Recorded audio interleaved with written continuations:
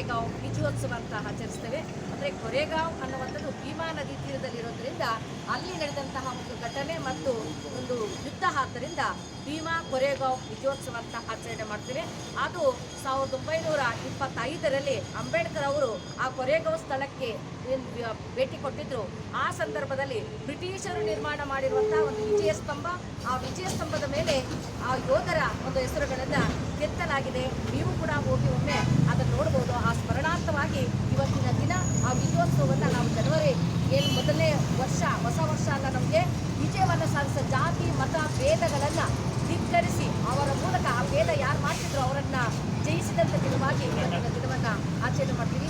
ಎಲ್ಲರಿಗೂ ಮತ್ತು ಆ ವಿಜಯವನ್ನು ಸಾಧಿಸುವಂಥ ಯೋಧರ ನೆನಪು ಸದಾ ನಮ್ಮಲ್ಲಿ ಇಡೀ ಅಂತ ಹೇಳ್ತಾ ಜೈ ಭೀಮ್ ವಂದನೆಗಳು. ಜೈ ಭೀಮ್, ಜೈ ಭೀಮ್, ಜೈ ಭೀಮ್, ಜೈ ಭೀಮ್. ಮಹಾಯೋಧರಿಗೆ, ಮಹಾಯೋಧರಿಗೆ, ಮಹಾಯೋಧರಿಗೆ, ಬಾಬಾ ಸಾಹೇಬ್ ಅಂಬೇಡ್ಕರ್ ಅವರಿಗೆ, ಬಾಬಾ ಸಾಹೇಬ್ ಅಂಬೇಡ್ಕರ್ ಅವರಿಗೆ.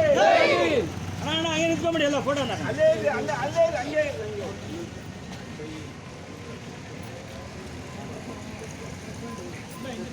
ಬಾಬಾ ಸಾಹೇಬ್ ಅಂಬೇಡ್ಕರ್ ಅವರಿಗೆ, ಬಾಬಾ ಸಾಹೇಬ್ ಅಂಬೇಡ್ಕರ್ ಅವರಿಗೆ ಜೈ ಜೈ ಜೈ ಜೈ ಜೈ ಭೀಮ್, ಜೈ ಜೈ ಭೀಮ್, ಜೈ ಜೈ ಜೈ ಜೈ ಜೈ ಭೀಮ್, ಜೈ ಜೈ ಭೀಮ್. ಕೊರೆಗಾಂವ್ ವಿಜಯೋತ್ಸವಕ್ಕೆ, ಕೊರೆಗಾಂವ್ ವಿಜಯೋತ್ಸವಕ್ಕೆ. ಸ್ವಲ್ಪ ಹಿಂದೆ ಬರ್ರಿ, ಫೋಟೋ ಫೋಟೋ ಕಿಕ್ಕ ಫೋಟೋ ಸ್ವಲ್ಪ ಹಿಂದೆ ಬರ್ರಿ, ಹಿಂದೆ ಬರೋಲ್ಲ, ಹಿಂದೆ ಬರ್ರಿ.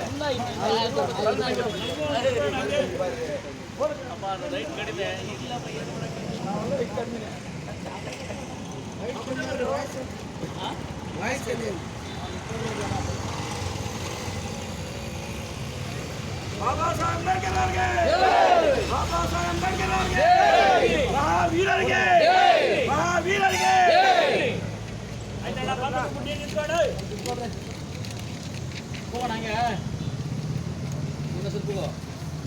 ಬಾಬಾ ಸಾಹೇಬ್ ಅಂಬೇಡ್ಕರ್ ಅವರಿಗೆ, ಬಾಬಾ ಸಾಹೇಬ್ ಅಂಬೇಡ್ಕರ್ ಅವರಿಗೆ, ಮಹಾಯೋಧರಿಗೆ, ಕೊರೆಗಾಂವ್ ಕದನದ ಮಹಾವೀರರಿಗೆ.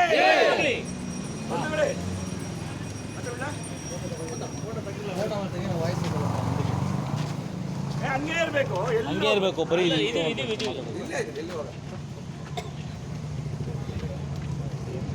ಬಂಧುಗಳೇ, ಏನಿವತ್ತು 1/1/2026 ಹೊಸ ವರ್ಷ ಕಾಲಿಟ್ಟ ದಿನ ಅಂತ ಎಲ್ಲರೂ ಭಾವಿಸ್ತಾರೆ. ಏನು ಯುಗಾದಿ ಹಬ್ಬ ಬರಬೇಕು, ಸಂಕ್ರಾಂತಿ ಹಬ್ಬ ಬರಬೇಕು ಈ ಹೊಸ ವರ್ಷಕ್ಕೆ ಅಂತ ಎಲ್ಲ ಭಾವನೆ ಹಿಂದೂ ಸಂಪ್ರದಾಯ ಪ್ರಕಾರ. ಆದರೆ ಬಾಬಾ ಸಾಹೇಬ್ ಅಂಬೇಡ್ಕರ್ ಅವರು ಏನು 1818ನೇ ತಾರೀಕು ಹೊಸ ವರ್ಷ ದಿವಸ ಬೆಳಗ್ಗೆ 6 ಗಂಟೆಗೆ ಹೋಗಿ ಬಾಬಾ ಸಾಹೇಬರು ಈ ಸ್ತಂಭಕ್ಕೆ, ಏನು ಈ ಮಹಾಯೋಧರು ಏನು ಯುದ್ಧ ಮಾಡಿದ್ರು ಆ ಸ್ತಂಭಕ್ಕೆ ಹೋಗಿ ನಮಸ್ಕಾರ ಆಗ್ತಾ ಇದ್ರು. ಬಂಧುಗಳೇ, ನಾವು ಕೂಡ ಯೋಚನೆ ಮಾಡಬೇಕಾಗ್ತದೆ. ಯುಗಾದಿ ಹಬ್ಬ ಬಂದಂದರೆ ನಾವು ಕುರಿ ಕೊಯ್ಬೇಕಾ, ಕೋಳಿ ಕೊಯ್ಬೇಕಂತ ಇದ್ದಾರೆ. ಆದರೆ ಬಾಬಾ ಸಾಹೇಬ್ ಅಂಬೇಡ್ಕರ್ ಅವರು ಏನು ಕೊರೆಗಾಂವ್ ವಿಜಯೋತ್ಸವ 500 ಜನ ಸೈನಿಕರು ಪೇಶ್ವರನ್ನ 28,000 ಜನರನ್ನ ಬಡ್ದಂಥ ದಿನ ಅವತ್ತು. ಆ ಬಡ್ದಂಥ ದಿನವನ್ನ ಏನು ನಮ್ಮ ಯೋಧರು ಇದ್ದಾರೆ, ಅಜಾನುಭಾವರು ಯೋಧರು ಇವರು 28,000 ಜನ ಬರೆದು ಓಡಿಸ್ಬೇಕಾದ್ರೆ ಇವತ್ತು 2ನೇ ಬಾಜಿರಾಯ ಏನು ಭೀಮಾ ತೀರದಲ್ಲಿ ಯುದ್ಧ ಆಗಬೇಕ ಸಂದರ್ಭದಲ್ಲಿ ಬ್ರಿಟಿಷರಿಗೂ ಮತ್ತು ಬ್ರಾಹ್ಮಣ್ಯತ್ವ ವರ್ಗಗಳಿಗೂ ಕಾಂಪಿಟೇಷನ್ ಆಗ್ತದೆ.